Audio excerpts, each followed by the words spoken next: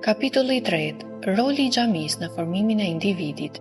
Xhamia formuese e brezave të rinj besimtar. Edukata ka rëndësi shumë të madhe në formimin e individit musliman. Ajo luan një rol shumë të rëndësishëm në krijimin e kushteve dhe të klimës së përshtatshme emocionale, shpirtërore dhe mendore të njeriut, për ta ndjekur të vërtetën dhe për t'i orientuar energjinë e tij në drejtimin e duhur. Fundi i kësaj rruge është i mirëpërcaktuar, lumturia në këtë botë dhe mirësia e shpërblimit në botën tjetër. Në aspektin edukativ dhe të formimit moral të individit, xhamia ka një rol shumë të rëndësishëm. Imam Khomeini, paqja e Zotit qoftë mbi të, ka thënë kështu: xhamit duhet të jenë qendra për edukimin e muslimanit sipas normave islame. Unë mendoj se pjesa më e madhe e xhamive këtë rol ka.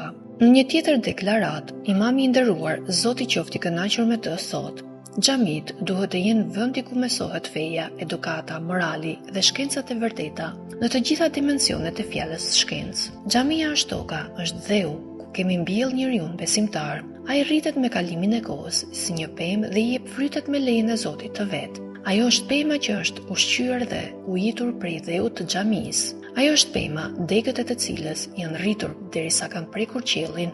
Ajo është pema e ndritur e mbushur me frute.